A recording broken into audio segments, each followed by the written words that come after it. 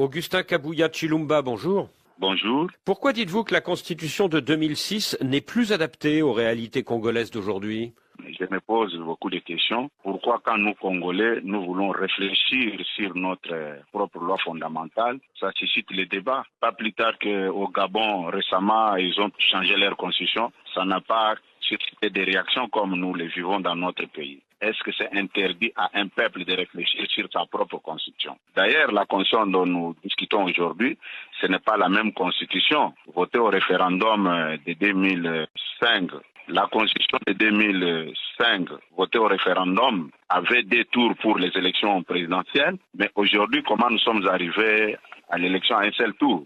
C'est pour vous dire qu'il y a eu des retouches sur cette constitution. C'est pourquoi nous disons, à ce qui nous concerne, nous devons révisiter cette constitution, nous devons même la changer puisqu'il y a beaucoup d'anomalies qui ne facilitent pas la tâche au bon fonctionnement des institutions. Voilà. Alors quelles sont ces anomalies à vos yeux?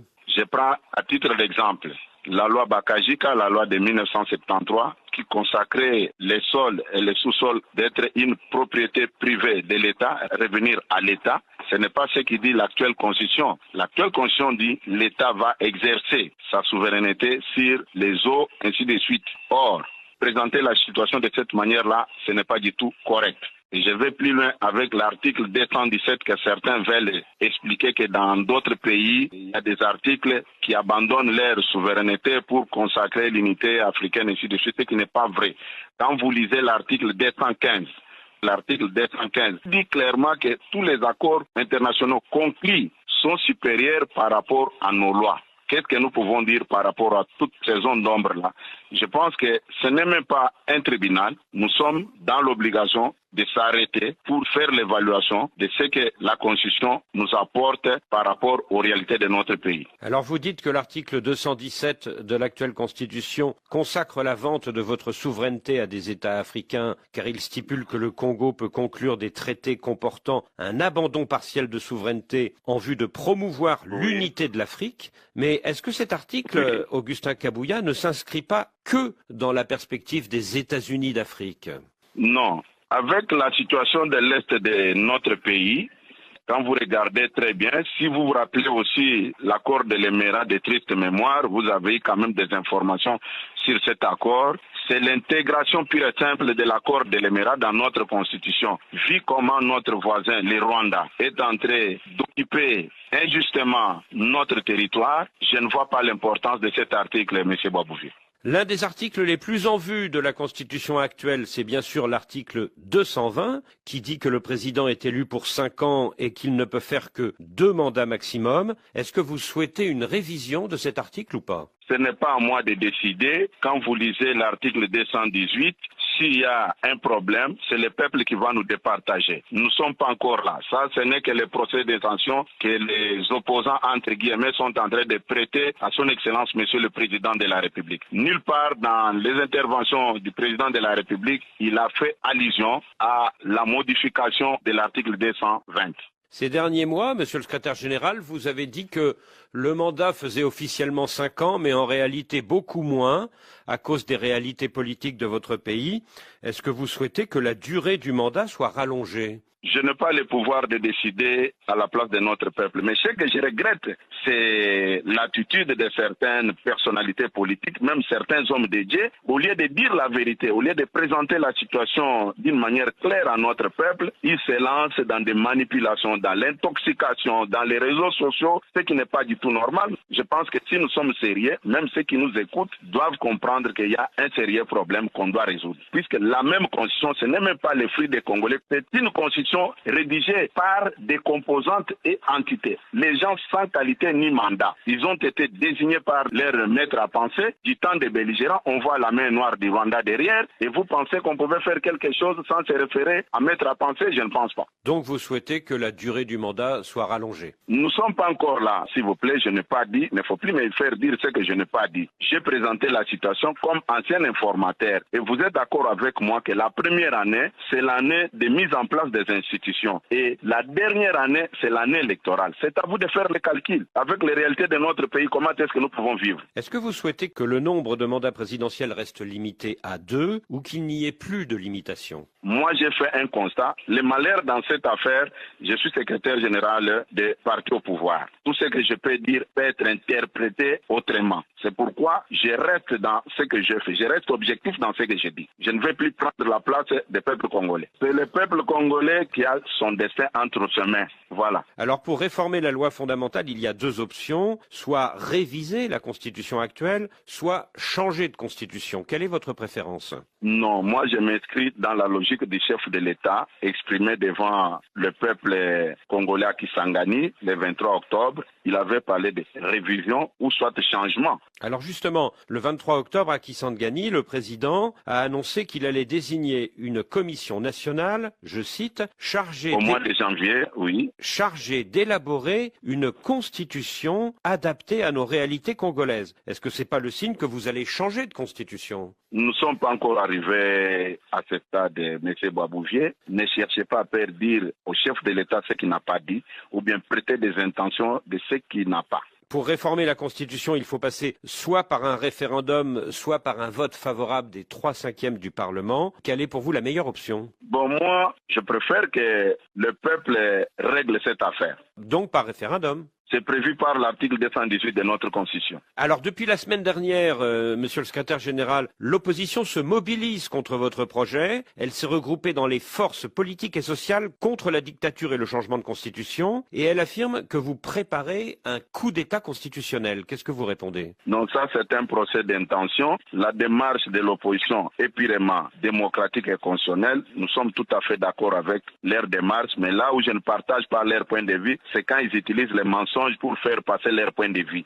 Alors l'opposition précise que pour elle, votre principal objectif, c'est de permettre au président Tshisekedi de briguer un 3e mandat en 2028. Monsieur Boisbouvier, en 2011, Joseph Kabila avait modifié la Constitution où nous avons quitté l'élection présidentielle de 2 tours à un seul tour. Est-ce qu'aujourd'hui c'est Kabila qui est au pouvoir? La réponse est non. Ce n'est que des mensonges montés de toutes pièces où ils sont accompagnés même par certains hommes dédiés. Ce sont des histoire qu'il montre. Un homme responsable ne peut pas développer ce discours. Mais si vous changez de constitution, les compteurs seront remis automatiquement à 0 et le président sortant pourra à nouveau se présenter en 2028. Mais écoutez, si la population décide, qui suis-je pour s'opposer à la volonté populaire? Laissons les peuples nous départager dans cette question. La démarche de l'opposition, ils ont dit qu'ils vont mobiliser la population et nous aussi nous disons, nous allons mobiliser cette même population pour nous départager. Moi je ne vois pas les problèmes. Ils ont l'accès facile dans les médias, ils ont des réseaux sociaux, ils annoncent leurs mensonges. Oui, nous sommes d'accord. Et nous aussi nous nous préparons pour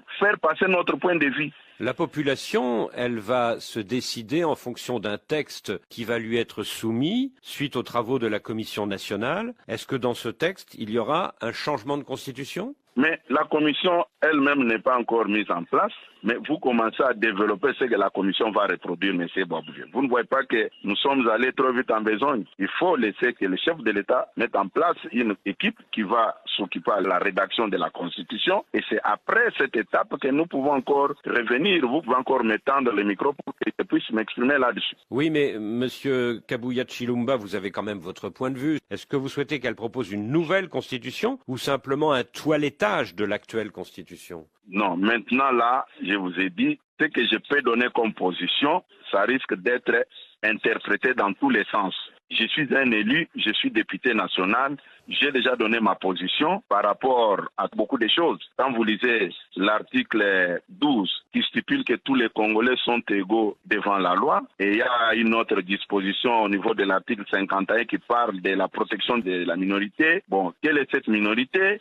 Il y a beaucoup de choses que nous pouvons discuter là-dessus, M. Boisbouvier. Soyez calme. Dès que la commission sera mise en place, c'est à ce moment-là que nous pouvons émettre aussi nos points de vue par rapport à tout ce qu'on va faire pour notre bien-être. Voulez-vous dire qu'il y a tellement d'articles à modifier qu'il vaut mieux changer de constitution? Non, ça, vous avez reformulé votre question. Je vous ai déjà dit ici, laissons les chefs de l'État qui a soulevé la question nous présenter la commission. Une fois que la commission est mise en place, la commission va faire le travail. C'est par rapport au travail de cette commission que nous allons nous prononcer. En tout cas, vous n'excluez pas... Mais nous sommes encore à l'étape de la sensibilisation de notre peuple. Oui, je comprends bien. En tout cas, vous n'excluez pas l'hypothèse d'un changement de constitution, hein. Non, je vous ai dit que cette réponse revient à la population. Alors, ce dimanche, le cardinal archevêque de Kinshasa, Fridolin Ambongo, qui est, comme vous dites, un homme de Dieu, s'est prononcé très nettement contre votre projet. Comment comprendre que l'on dépense de l'argent pour cela au lieu de s'occuper de la jeunesse abandonnée? Tout cela n'est que distraction, a-t-il déclaré. Comment réagissez-vous? Oui, je peux vous répondre à ce qui concerne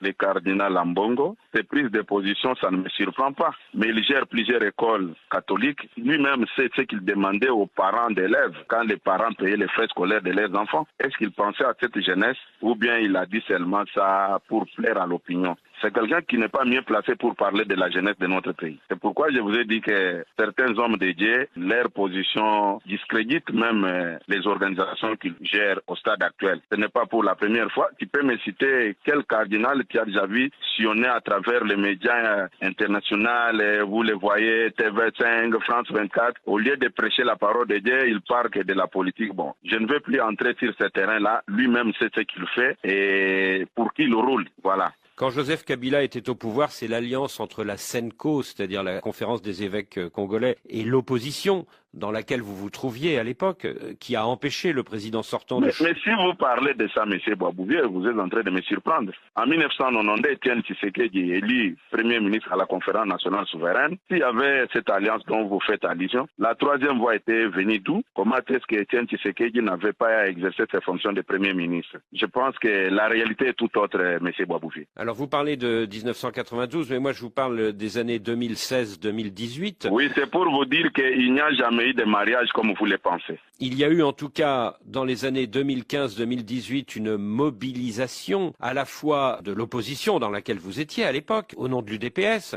et de la SENCO pour empêcher le président sortant de changer la Constitution. Est-ce que vous ne craignez pas que demain une nouvelle mobilisation ne vous mette des bâtons dans les roues? Monsieur Boisbouvier, rappelez-vous, après la victoire de son Excellence Félix Antoine Tshisekedi en 2019, quelle a été la position d'Ambongo et de son entourage? Est-ce qu'il était pour nous? Il n'était pas pour nous. La réponse est simple. Nous avons commencé l'opposition sans lui et le peuple n'est pas dupe. Et le peuple sait pour qui Ambongo roule. Donc vous pensez que le cardinal archevêque de Kinshasa est politisé? Mais vous le dites, on reconnaît un bon arbre à partir de ses fruits. Dans l'Union sacrée, il y a aujourd'hui au moins 3 acteurs politiques, Vital Kamerhe, Modeste Bahati et Jean-Pierre Bemba, qui espèrent que le chef de l'État se retirera en 2028 et qu'ils pourront avoir à ce moment-là leur chance pour accéder à la magistrature suprême. Est-ce que vous ne craignez pas que ces 3 leaders ne quittent votre coalition si demain l'horizon devient bouché pour eux? Mais écoutez, depuis que nous avons commencé, vous insistez toujours sur le 3e mandat. Est-ce que vous étiez avec le président de la République?